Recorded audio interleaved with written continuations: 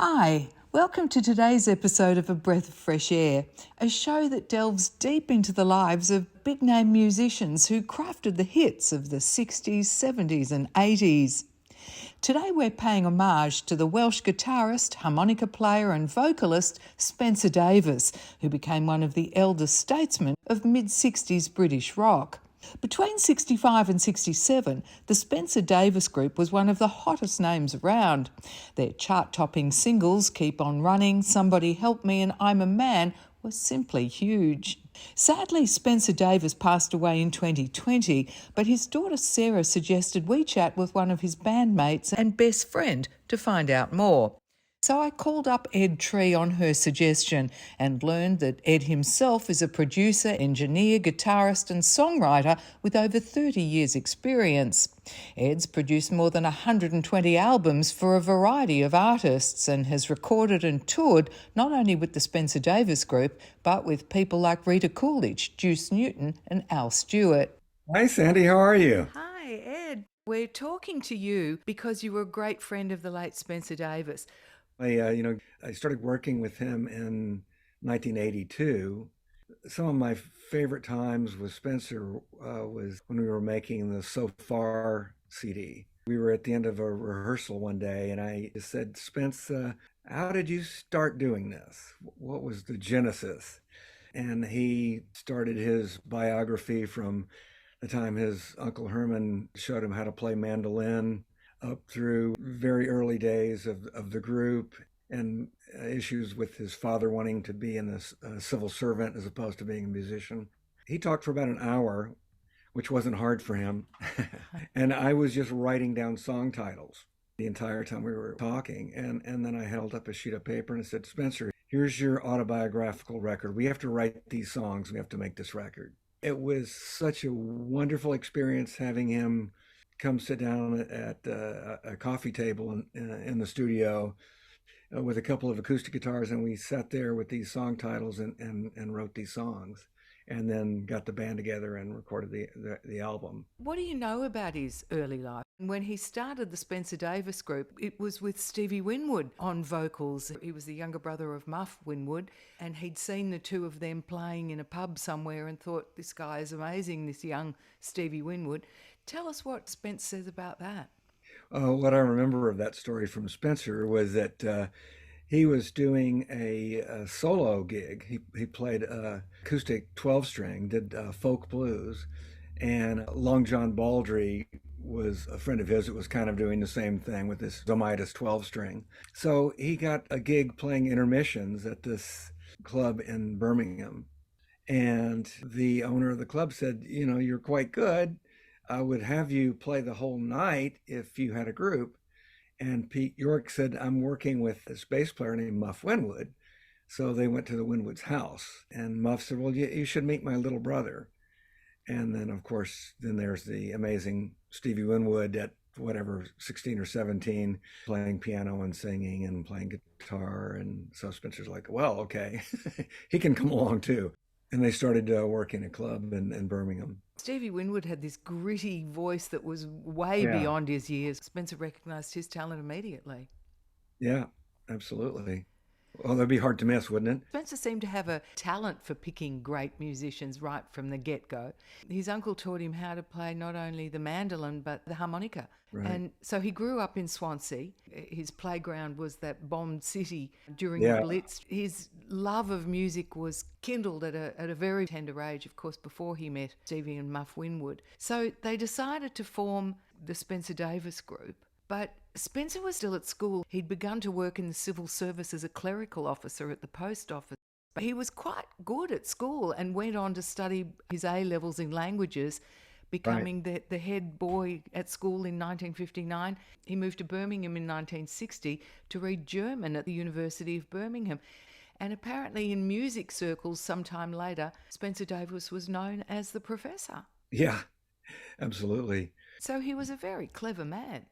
Oh, yeah. Very smart, very quick, and very funny. What music had he been influenced by? I think he fell in love with acoustic blues. Very eclectic taste and a music lover to the end. You said that he was also friendly with and a big fan of Long John Baldry. Yeah, yeah.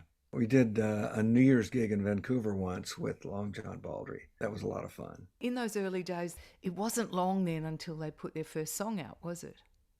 Right. They had run into Chris Blackwell. They were signed to Island Records. They were also backing up some different blues musicians that were going through England and would be just touring without a band, so they would pick up the local musicians to back them up. So that must have been quite an educational experience. Guys from Birmingham playing with Sonny Boy Williamson and the like, you know. Because, of course, this was all part of the first wave of the British invasion, wasn't it? Right. And they had a number one hit in the UK with a couple of single releases in 1966. The first was Keep On Running. That just went gangbusters, didn't it? Yep. Did Had he? that groove and that voice. I think that was a Jackie Edwards song, a Jamaican guy that Blackwell had found. After that one came Somebody Help Me. That was another big one. And then Steve Winwood, he was singing all the vocals, wasn't he? He just smashed it out with I'm a Man in 1967. Yeah. Did Spence talk about those early hits, how they changed his life? I don't know that we talked so much about how it changed his life, but he did talk a little bit about it, about working with Jimmy Miller, the producer that later went on to work with the Stones, who added a lot to the rhythm track of Gimme Some Lovin', like a lot of the percussion stuff that maybe was not so common in records then, where you would just have your basic lineup of guitars, keys, bass and drums. And Jimmy was very much into adding cowbell shakers, claves, other things to excite the track. Was Spencer Davis surprised by the success that he met with those three hits? We can only guess. I know that he had a lot of drive. So I know that that's something that he would have been pushing towards. And there must have been a lot of excitement about the group and other friends of theirs that were having hits. So maybe he was surprised. Maybe he was feeling like, yeah, this was the next logical step. He'd certainly devoted his entire life up until then to music, hadn't he? There was nothing else on his radar. Exactly. Right. Exactly. What about when Stevie Winwood left the group? Did he talk about that at all? I'm sure that was very disappointing to him. I know that he was looking forward to touring the U.S., and I don't think the Spencer Davis Group ever toured the U.S. with Stevie. So that was, I'm sure, like pulling the rug out. But being a guy who, you know, like I said, he had a lot of drive. I don't think he waited long before grabbing Eddie Harden and reforming the group and proceeding. The demise of that original Spencer Davis group, were they ever as good afterwards? Certainly, when you take a superstar out of a group, it's never going to be the same. And I guess at that point, you can either say, okay, I'm just going to quit, or say, let's proceed and make more good music. So that had to be a big blow, especially not getting to really capitalize on those hits at that point. If they'd gone on for another 2 years, and then after their big show at Woodstock, if they'd split, you know, that would have been an entirely different story. Yeah. Right. So they virtually had those three hits in a row and soon after called it quits. Yeah. Yeah. Oh, how disappointing. Yeah, very, very much so. Spencer Davis had been hooked on the guitar and the American rhythm and blues music making its way across the Atlantic since he was 16. During the period in which he moved to Birmingham as a student some years later, he formed a musical and personal relationship with a girl by the name of Christine Perfect. Christine later married John McVie, and as Christine McVie became a core member of the British group Fleetwood Mac. At the height of their power, Steve Winwood left the Spencer Davis Group to form his own band, Traffic. He yearned to explore a more expansive range of styles and managed to do exactly that with the new group. Meanwhile, his brother Muff also left Spencer Davis to become an A&R executive at Island Records. How would you describe Spencer Davis? What sort of a person was he? He was just a delightful, smart, funny, generous guy and a great conversationalist. Just a very, very good friend.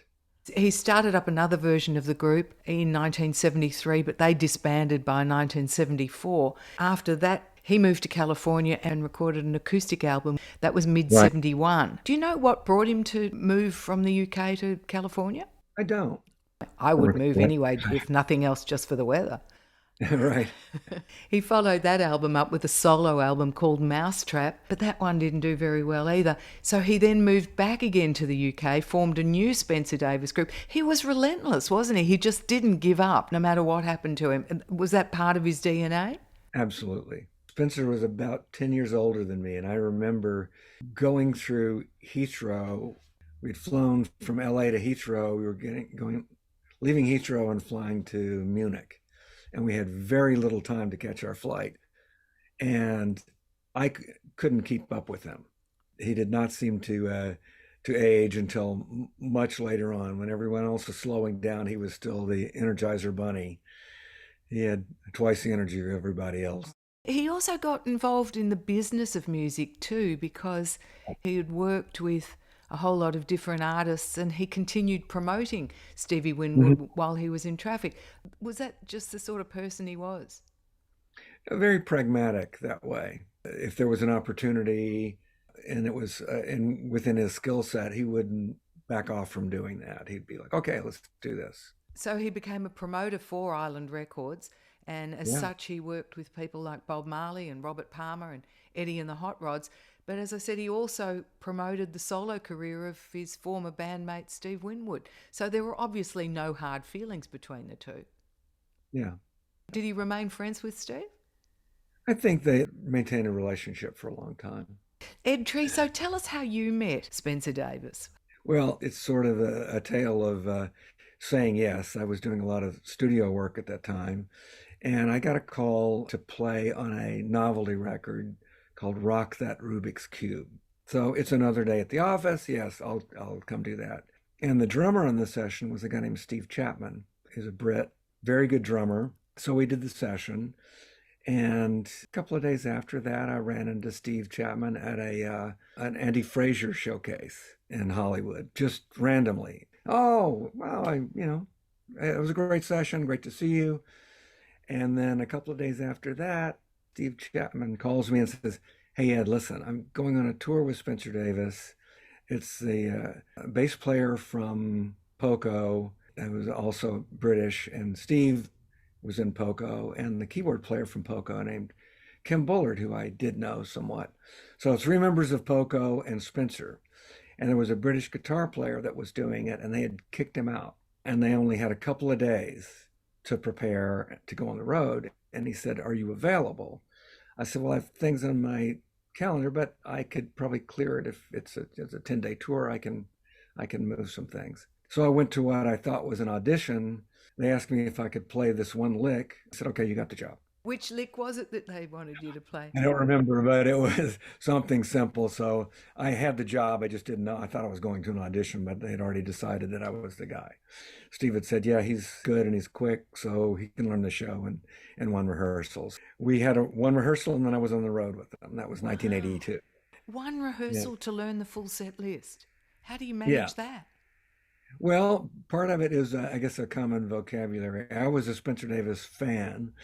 When I was in high school, I had gotten his first record. So I had been hearing those songs for years. So it wasn't something foreign to me. It's not like joining Yes or something like that, And you were in awe of Spencer Davis too. That must have been such a great thing for you to join him on the road. It was. I grew up in a small town in Mississippi. I was born in New Orleans.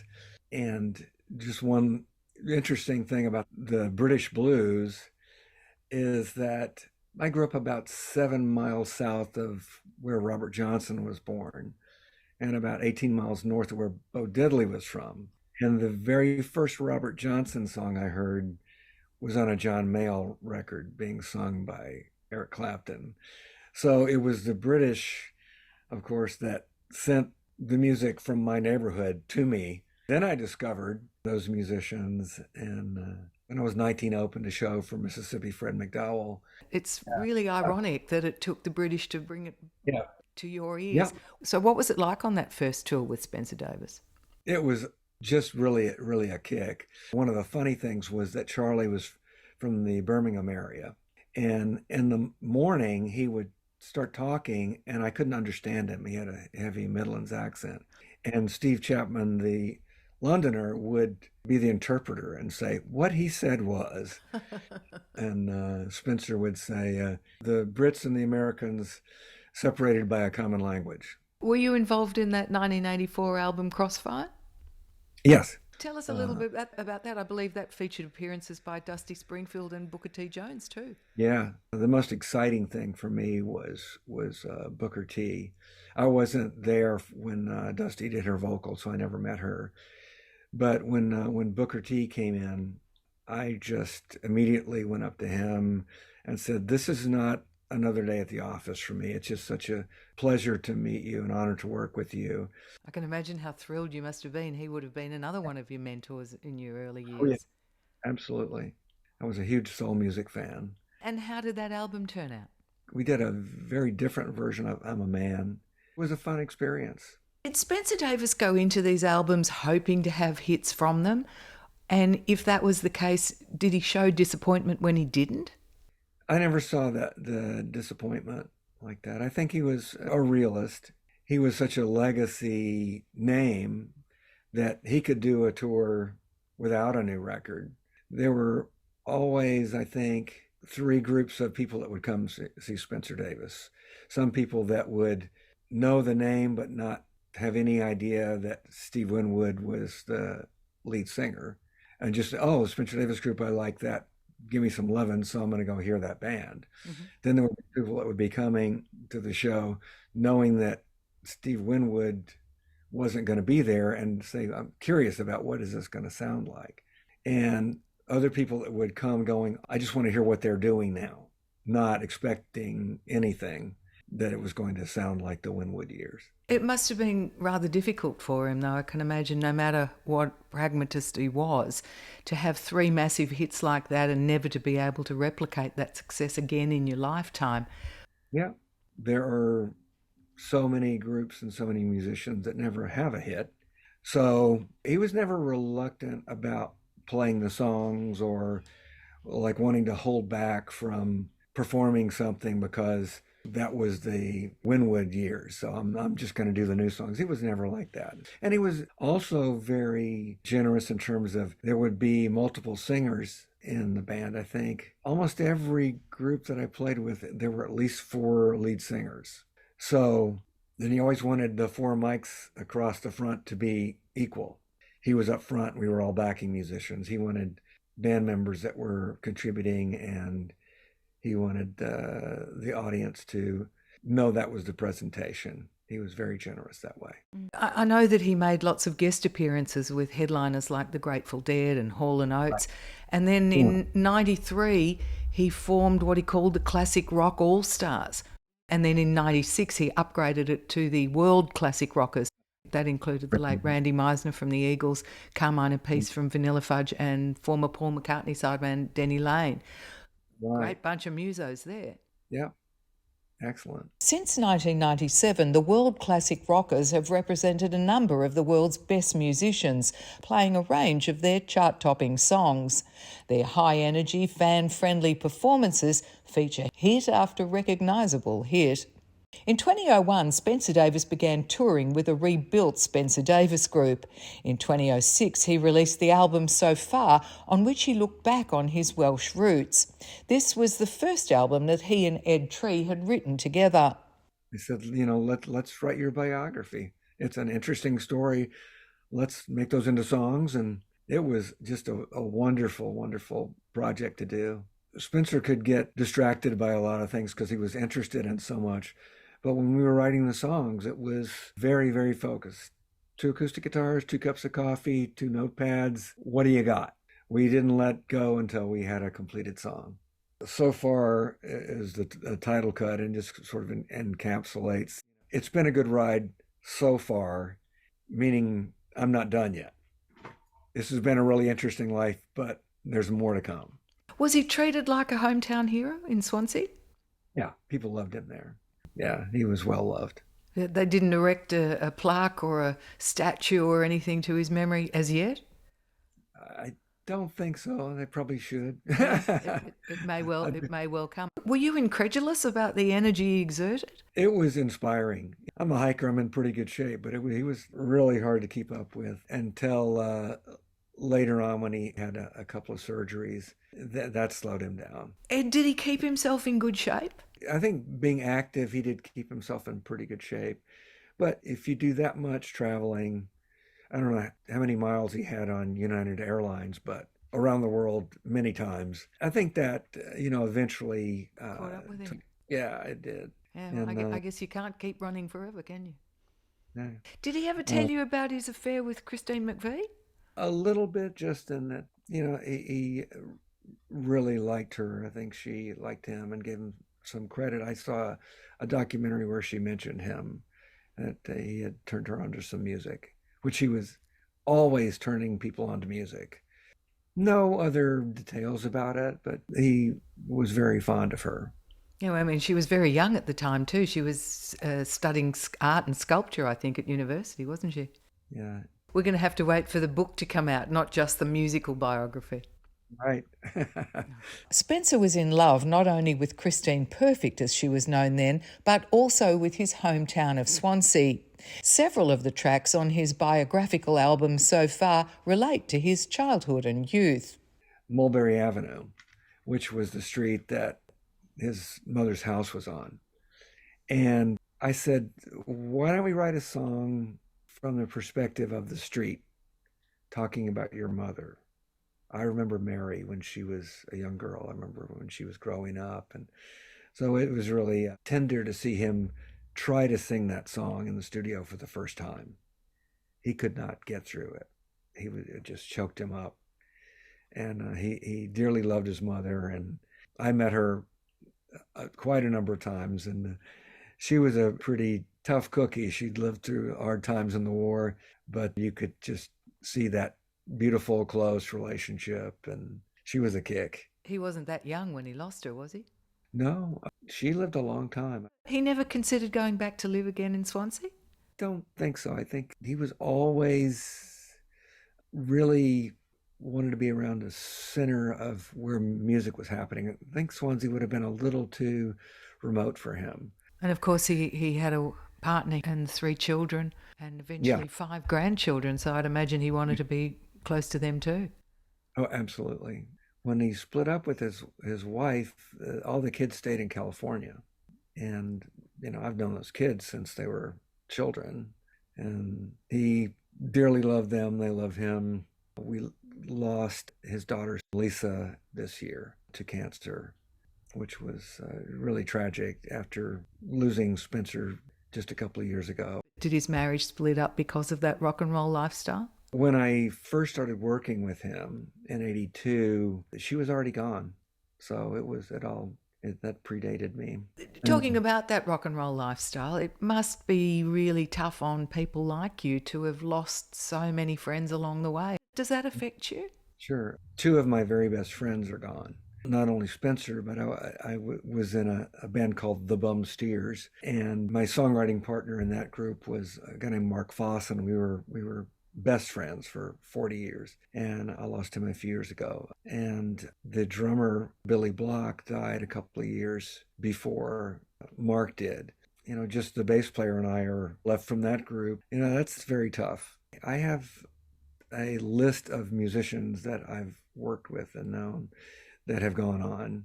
And I don't erase anybody from my contact list on my phone. If I'm looking for another phone number and I'll pass by John Heron, it's nice to just see John's name. John's gone. It's a way of just keeping myself reminded of them. John actually is one of the writers of I Ain't Gonna Go. He was a keyboard player that played with Spence a little bit. There's a kind of a funny little story that goes with John Heron. Spencer had a gig at the Oklahoma State Fair in Tulsa. And we get to the flight and we had a 2 p.m. afternoon show and then like a 8 p.m. show. So we were going to get into Tulsa just in time to go from the airport straight to the venue and do the first show. The drummer was not on the flight. That meant we were going to have to find a drummer in Tulsa. Fortunately, the keyboard player was John Heron, and John was an Oklahoma boy. He was already in Oklahoma. So Spencer called John and said, "You got to find us a drummer. Have somebody at the dressing room so we can kind of run over the show for 15 minutes and then we'll go out and do it." So we get there, and it's Jamie Oldacre, who was in Clapton's band for a long time, who was a Tulsa guy. Fantastic drummer. And David Teagarden, who is Seeger's drummer, wanted to do it, but Oldacre got there first. So we had these two great drummers that were kind of fighting it out, vying for this gig, and Jamie did a great job. A drummer eventually showed up after the second show was done. You know, he had some nightmare trying to catch flights to get there. We were like, "Oh man, you should have just stayed home." You know, we had a great day with Jamie, so. Wow, Tales of the Road. You could really Right. write a big book, couldn't you? Well, talking about I Ain't Gonna Go, Ed Tree, I Am Gonna Go. Spencer Davis also went. He's sorely missed, but thank goodness his music lives on, and the stories of his life are available to all of us through that CD that you were showing me, and the stories that you have shared very kindly with our audience. Thank you so much for your time today. It's just been great hearing all about your life and your association with the legendary Spencer Davis. What a shame that all these great musicians have to go to a better place. He was a wonderful guy, very much loved by family and friends and musicians and audiences around the world that, you know, never got to meet him, but he left a lot of great music. It was 2017 that the Spencer Davis Group played its very last dates. Spencer Davis died in Los Angeles in 2020 at the age of 81. The cause of death was listed as pneumonia. Thanks for your company today. I hope you've enjoyed hearing about Spencer Davis's life. Don't forget, if there's someone else you'd like to request, please do so through my website, abreathofreshair.com.au. Meantime, I'll look forward to being back in your company again, same time next week. Bye now.